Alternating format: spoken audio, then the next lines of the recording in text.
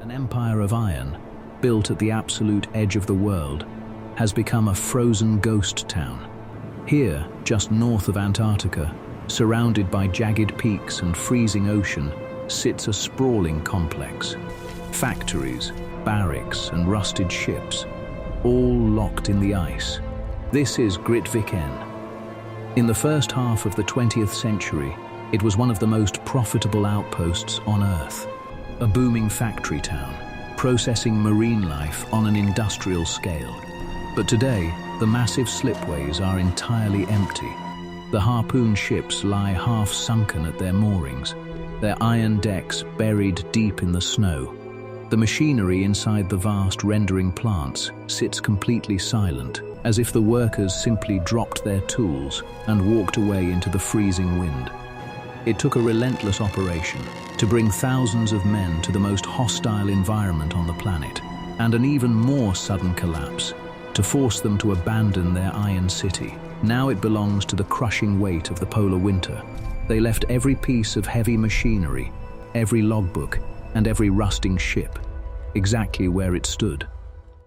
South Georgia, an island of jagged ice and rock, trapped in the screaming latitudes of the Southern Ocean.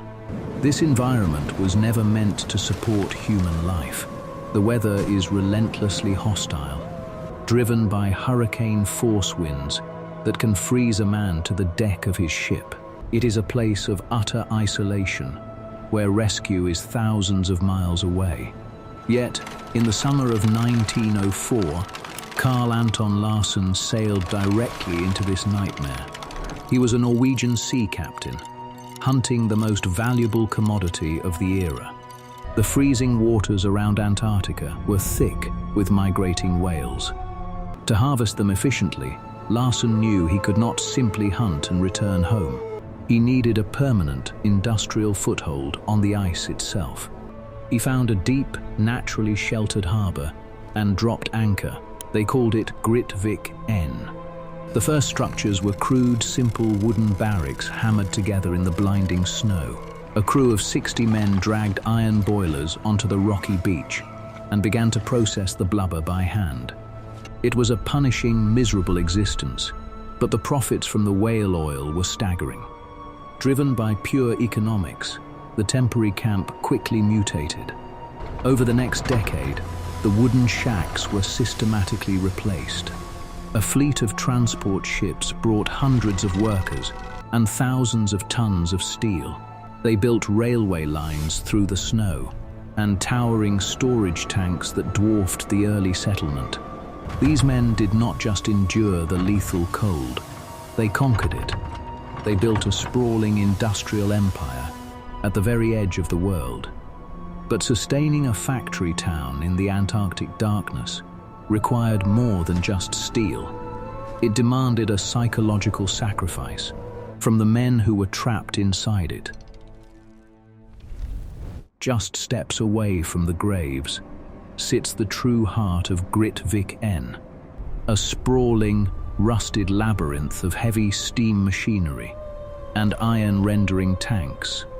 To understand why men were willing to endure the ice, you have to look at the sheer scale of the operation. During the peak summer months, this harbor was a continuous frenzy of activity. Steamships navigated the freezing waters, towing their catches directly to the central Flen Singplan. This was a vast, flat expanse of wooden decking built right on the shoreline. Using heavy iron chains and steam-powered winches, the crews dragged the massive animals entirely out of the water. The speed of the processing was relentless. Armed with long-handled blades, the workers could dismantle an 80-foot leviathan in under an hour. Every single piece of the animal was utilized. The blubber, the meat, and the dense bone, all of it was cut down and fed into a network of open grates. From there, it dropped directly into towering pressure cookers boiling beneath the deck. Over the decades, they processed tens of thousands of whales on this single stretch of rocky beach. The profits flowing back to Europe funded entire commercial fleets. But to sustain that punishing pace, the physical infrastructure had to expand. They laid a dedicated railway system just to haul tons of coal and iron between the docks and the furnaces. They built colossal storage tanks, structures capable of holding millions of gallons of processed oil. It was a masterpiece of extreme engineering, a brutalist iron machine operating at absolute peak efficiency. But this perfection contained a fatal flaw. The factory had grown so enormous, and the operation moved so fast, that they were rapidly burning through the very resource that kept the city alive. For half a century, this vast iron machine operated without pause. But by the early 1960s, the harbour began to fall quiet. The fleets pushed further and further out into the freezing ocean, searching for catches that no longer existed. The sheer efficiency of Grytviken had ultimately destroyed the very resource it depended on. The surrounding waters had been hunted clean.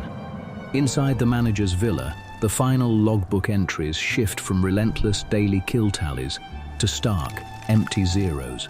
The massive rendering tanks required thousands of tons of blubber just to keep the furnaces lit.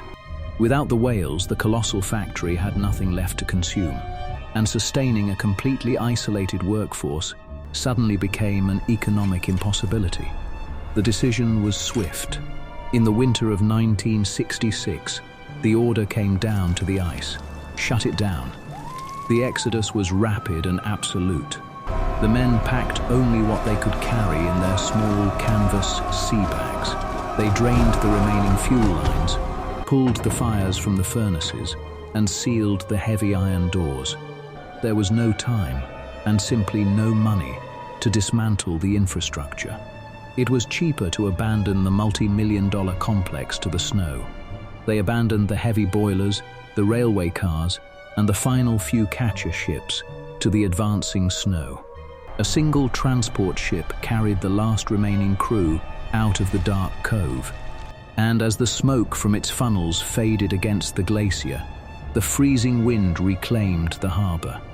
Behind them, an entire industrial empire sat perfectly locked in the deep freeze. For more than 50 years, this abandoned empire has sat in the deep freeze. The extreme polar cold acts as a perfect preservative. There is no rapid decay here, only the slow creep of rust across the iron. In the shallow water of the harbour, the stranded catcher ships remain tied to the docks. The Petrel and the Dias, their hulls bleeding red oxidation into the freezing surf. Their harpoons are still mounted on the bows, pointing out toward an empty ocean. Inside the rendering plants, the machinery sits completely intact. Tools still rest on wooden workbenches, dusted with fine snow from the broken windows. Heavy gears and steam valves, coated in thick white frost, sit perfectly still. They remain exactly as they were left, by crews that will never return. The silence inside these cavernous buildings is absolute, but outside, the local wildlife has returned to the iron. Huge elephant seals sleep among the rusted anchor chains. King penguins nest in the shadow of the decaying oil tanks. The glaciers creep closer to the wooden barracks year by year. Today, the wind howling through the rusted rigging is the only sound in the harbour. Grytviken remains a monument to human ambition and the limits of the natural world. It is an iron city at the end of the earth, slowly being buried by the ice. Its silent machinery sits exactly where it was dropped.